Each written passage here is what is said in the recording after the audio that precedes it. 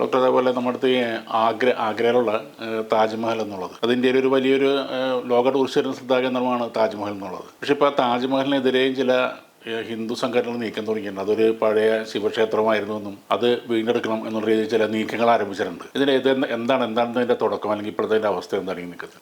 ഇന്ത്യയിൽ ഹിന്ദു സമൂഹത്തിൻ്റെ ഒരു വളർച്ച, അവരുടെ രാഷ്ട്രീയമായിട്ടുണ്ടാകുന്ന ഉന്നതി എന്ന് പറയുന്നത് അതൊരു നമ്മൾ എപ്പോഴൊക്കെ പറയുന്നതാണ്. സ്വാതന്ത്ര്യ സമര കാലഘട്ടത്തിൻ്റെയൊക്കെ ഒരു അവസാനത്തിലേക്ക് വരുമ്പോൾ ഈ ബ്രിട്ടീഷുകാർക്കെതിരെ, അത് വൈദേശിക ശക്തികൾക്കെതിരെ എന്നുള്ള ഒരു കാഴ്ചപ്പാടുണ്ടല്ലോ.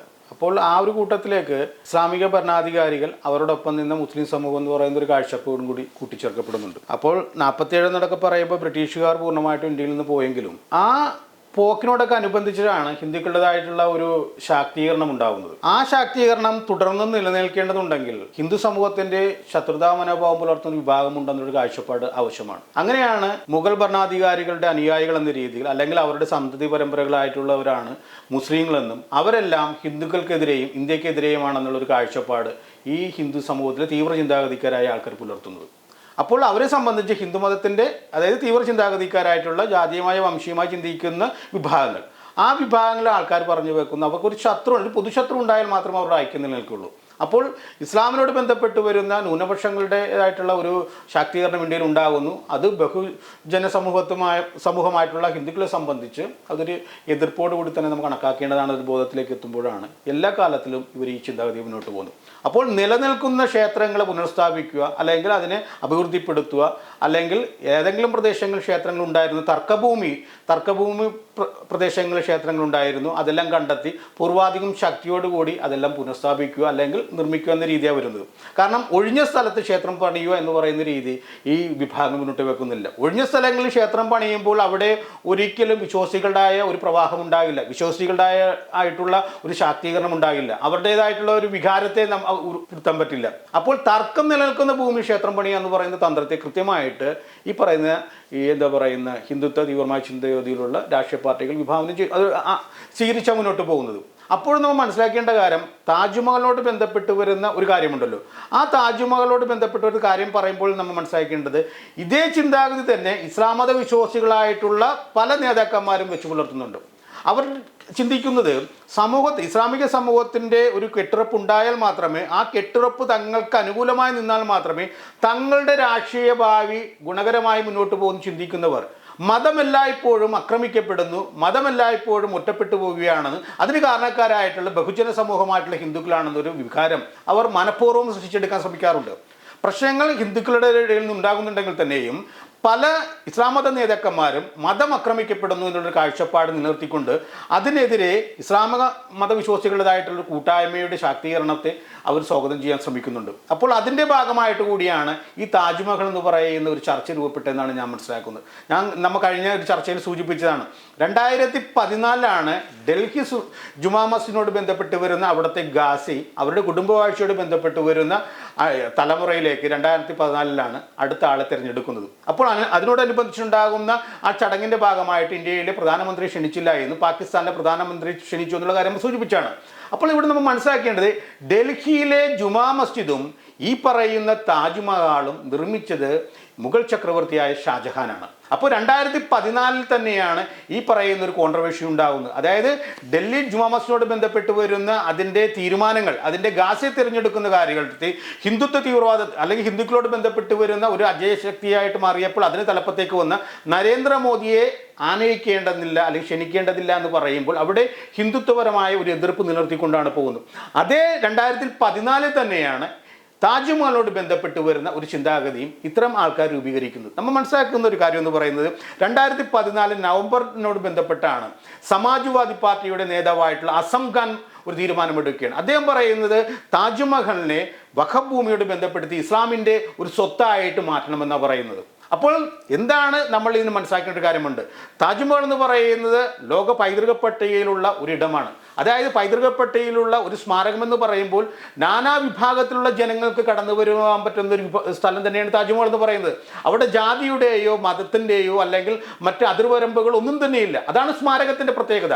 ആ സ്മാരകത്തിൽ നിന്നും അതൊരു മതത്തിൻ്റെതായിട്ടുള്ള ഒരു അടയാളമായിട്ട് മാറ്റുമ്പോൾ ഇസ്ലാം മത വിശ്വാസികൾക്ക് സ്വാധീനമുള്ള, ഇസ്ലാം മത വിശ്വാസികൾ മാത്രം കടന്നു വരുന്ന ഒരു പ്രദേശമായിട്ട് മാറ്റണമെന്നാണ് സമാജ്വാദി പാർട്ടി നേതാവ് പറഞ്ഞു വെക്കുന്നത്. അപ്പോൾ ഇതിനെതിരെയാണ് ഡിസംബറിൽ തന്നെ യു പിയിലെ BJPയുടെ പ്രസിഡന്റ് ആയിരിക്കുന്ന ലക്ഷ്മികാന്ത് ബാജ്പേയി മുന്നോട്ട് വരുന്നത്. അദ്ദേഹം പറയുന്നത് നിങ്ങൾ പറയുന്ന രീതിയിലല്ല കാര്യങ്ങൾ എന്ന് പറയുന്നത്. ഷാജഹാൻ എന്ന് പറഞ്ഞ ചക്രവർത്തി ജയ്സിംഗ് എന്ന് പറയുന്ന രാജാവിൽ നിന്നും പൈസ കൊടുത്ത് ആ ഭൂമി വാങ്ങിയതാണെന്ന് പറയുന്നത്. പൈസ കൊടുത്ത് ആ ഭൂമി വാങ്ങുമ്പോൾ ഈ പറയുന്ന സ്ഥലത്ത് ഒരു ശിവക്ഷേത്രം ഉണ്ടായിരുന്നെന്നും തേജ് മഹാമാൾ എന്ന് പറയുന്ന ശിവക്ഷേത്രം ഉണ്ടായിരുന്നു. ആ ശിവക്ഷേത്രത്തിനോട് ബന്ധപ്പെട്ടുണ്ടാകുന്ന സ്ഥലത്താണ് ഇന്ന് ഈ പറയുന്ന താജ്മഹൽ നിലനിൽക്കുന്നത്. അതുകൊണ്ട് തന്നെ അത് ഹിന്ദുക്കളുടെ ഭൂമിയാണെന്നൊരു വാദമാണ് ഈ പറയുന്ന BJP നേതാവ് എന്ന് മുന്നോട്ട് വെച്ചത്. അപ്പോഴും അദ്ദേഹം എന്ന് പറയുന്നൊരു കാര്യമുണ്ട്, ക്ഷേത്രത്തോട് ബന്ധപ്പെട്ട് വരുന്ന അല്ലെങ്കിൽ ശിവക്ഷേത്രത്തിൻ്റെതായിട്ടുള്ള ഒരു പുനഃസൃഷ്ടി താജ്മഹലിൻ്റെ കാര്യത്തിൽ ഉണ്ടാകുമെന്ന് ചോദിക്കുമ്പോൾ 2014 അന്ന് അദ്ദേഹം പറയുന്നത് അങ്ങനെ ഒരു ആവശ്യകത ഞങ്ങൾ മുന്നോട്ട് വെക്കുന്നില്ല, പക്ഷേ വഖഫ് ഭൂമിയായിട്ട് മുന്നോട്ട് വെക്കുന്ന ഒരു ആവശ്യത്തെ എതിർക്കാൻ വേണ്ടി ഞങ്ങൾ ഈ ഒരു കാര്യം മുന്നോട്ട് വെക്കും. അത് ഒരു ഹിന്ദു സമൂഹത്തിന്റെ ഭൂമിയായിരുന്നെന്നും അത് ഈ ജയ്സിംഗ് എന്ന് പറയുന്ന രാജാവിൽ നിന്നും ഷാജഹാൻ മേടിച്ചാണെന്ന് പറയുമ്പോൾ അത് സ്വാഭാവികമായിട്ടും ഒരു വഖഫ് ഭൂമിയല്ലെന്നാണ് പറഞ്ഞു വെക്കുന്നത്. മാത്രമല്ല ഈ ഒരു ചർച്ച മുന്നോട്ട് പോകുമ്പോൾ, ഈ തർക്കം മുന്നോട്ട് പോകുമ്പോൾ തന്നെ ഇവിടുത്തെ ഷിയ വിശ്വാസികളും കടന്നു വരുന്നുണ്ട്. ഷിയ വിശ്വാസികൾ പറയുന്നത് ഷാജഹാൻ എന്ന് പറയുന്ന രാജാവിൻ്റെ പത്നിയായിട്ടുള്ള മുംതാസ് മഹൽ എന്ന് പറയുന്നത് ഷിയ വിശ്വാസിയാണെന്നും അതുകൊണ്ട് തന്നെ താജ്മഹലിന്റെ അവകാശം ഷിയ വിശ്വാസികളായ ഞങ്ങൾക്കാണെന്ന് പറയുന്നത്. സുന്നി വിശ്വാസികൾക്ക് ഒരിക്കലും വിട്ടുകൊടുക്കരുതെന്ന് പറഞ്ഞുകൊണ്ട് അവരും കടന്നു വരുന്നുണ്ട്. അപ്പോൾ അങ്ങനെയാണ് ആ കോൺട്രവേഴ്സി ഉണ്ടാകുന്നത്. അപ്പോൾ നമ്മൾ പറഞ്ഞു വെക്കുന്ന കാര്യം, ഇതിന്റെ തുടക്കക്കാരെന്ന് പറയുന്നത് ഈ പറയുന്ന സമാജ്വാദി പാർട്ടിയുടെ നേതാവായിട്ടുള്ള അസം ഖാനായിരുന്നു. അദ്ദേഹത്തെ സംബന്ധിച്ച് ഡൽഹിയോട് ബന്ധപ്പെട്ട് വരുന്ന ഷാജഹാനാൽ നിർമ്മിതമായ ഒരു പള്ളിയിൽ നിന്നുകൊണ്ടാണ് ഇന്ത്യയിലെ പ്രധാനമന്ത്രിയെ ക്ഷണിക്കേണ്ടതില്ലെന്നൊരു തീരുമാനമെടുക്കുന്നു. അതേ വർഷം തന്നെയാണ് ഷാജഹാനാൽ നിർമ്മിതമായ താജ്മഹൽ ഇസ്ലാം മതത്തിന്റെ വഖഫ് ഭൂമിയാക്കണമെന്ന് പറയുമ്പോൾ അവിടെ രാഷ്ട്രീയമായ പ്രേരണയുണ്ട്, രാഷ്ട്രീയമായ അജണ്ടയുണ്ട്. ആ അജണ്ടയുടെ ഭാഗമായിട്ടാണ് പിന്നീട് ഇതിനോടനുബന്ധിച്ച് BJPയോ അതിനോട് ബന്ധപ്പെട്ട് വരുന്ന സംഘപരിവാർ ശക്തികൾ അതിന്റെ പുറകിൽ സഞ്ചരിക്കുന്നത്. അപ്പോൾ ഇതിന് തുടക്കം വെക്കുക എന്ന് പറയുന്നത് എങ്ങനെയാണെന്ന് വെച്ചിട്ടുണ്ടെങ്കിൽ, അതായത് മതം ആക്രമിക്കപ്പെടുന്നു എന്ന് പറയുന്ന ഒരു തന്ത്രം ഇസ്ലാം മത വിശ്വാസികളുടെ പല നേതാക്കന്മാരും മുന്നോട്ട് വെച്ചിട്ടുണ്ട്. അവരായിട്ട് ഇട്ടുകൊടുത്ത ഒരു കാര്യമാണ്. അത് പുറകിലാണ് ഇന്ന് ഈ ലോകം സഞ്ചരിച്ചുകൊണ്ടിരിക്കുന്നത്. അപ്പോഴും നമ്മൾ മനസ്സിലാക്കേണ്ട ഒരു കാര്യമുണ്ട്, അതൊരു സ്മാരകമാണ്. ആ സ്മാരകമാണെന്ന് പറയുമ്പോൾ എല്ലാ ജനങ്ങൾക്കും കടന്നു വരാൻ പറ്റുന്ന ഒരു പൊതു ഇടത്തെ ഒരു മതത്തിൻ്റെ രീതിയിലേക്ക് ആക്കിയെടുക്കുമ്പോൾ മതത്തിന് സ്വാധീനമുള്ള ഒരു പ്രദേശമാക്കി മാറ്റിയെടുക്കാനാണ് അതിൻ്റെ പുറകിലുണ്ടാകുന്ന ചെയ്തികൾ എത്തുന്നത്.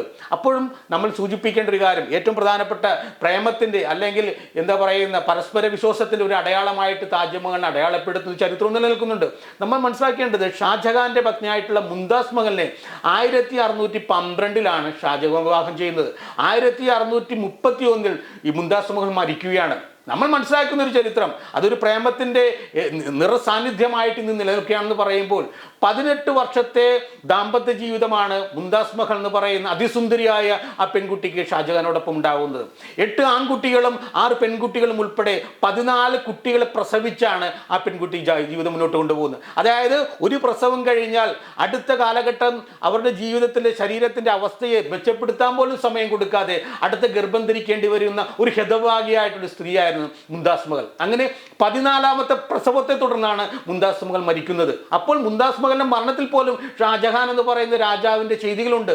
അപ്പോൾ ഒരു പെൺകുട്ടിയെ നിരന്തരം പ്രസവത്തിലേക്ക് തള്ളിവിട്ട് ലൈംഗികമായ ഒരു ഉപകരണമാക്കി കണ്ടുകൊണ്ടാണ് ഈ നിർമ്മിതിയുടെ പിന്നിലെ ചരിത്രം പോകുന്നത്. അപ്പോൾ അതെല്ലാം മാറ്റിമറിച്ചുകൊണ്ട്, അതായത് ഏറ്റവും പ്രിയപ്പെട്ട ഒരു പ്രീതമയാണെന്ന് പറയുമ്പോഴും അവളുടെ ഓർമ്മയ്ക്ക് വേണ്ടി നിർമ്മിച്ചതാണെന്നെല്ലാം പറയപ്പെടുമ്പോഴും ആ പ്രീതമ മരിക്കാനുള്ള ഒരു കാരണത്തിൻ്റെ ആ രീതിയിൽ ഉണ്ടാകുന്ന ചോദ്യങ്ങളെ തടയിടുന്നതിന് വേണ്ടി ഉണ്ടാകുന്ന ഒരു നിർമ്മിതിയായിട്ട് പോലും താജ്മഹൽ നമുക്ക് കണക്കാക്കാൻ പറ്റും. എന്തായാലും താജ്മഹൽ എന്ന് പറയുന്നത് ഒരു പൈതൃക പട്ടികയിലുള്ള ഇടമാണ്. ആ പൈതൃക പട്ടികയിലുള്ള ഇടത്തിലേക്ക് നാനാവിഭാഗത്തിൽ ജനങ്ങൾക്ക് കടന്നു വരാൻ പറ്റുമെന്ന് പറയുന്നത് ഒരു ബഹുസ്വരതയുടെ അടയാളമാണ്. ആ അടയാളത്തെ തകർക്കാൻ വേണ്ടി ഹിന്ദുത്വവാദികളോ ഇസ്ലാമിക തീവ്രവാദികളോ അല്ലെങ്കിൽ അതിനോട് അത്തരം ചിന്താഗതി പുലർത്തുന്ന ആളുകൾ മുന്നിട്ടിറങ്ങാതിരിക്കുകയാണ് ശ്രമിക്കേണ്ടത്. കാരണം അവരുടെ കാലം കഴിഞ്ഞാലും ഈ ജനങ്ങളെല്ലാം ഒന്നിച്ച് ഈ പ്രദേശങ്ങൾ ഒത്തുകൂടേണ്ടതുണ്ട്.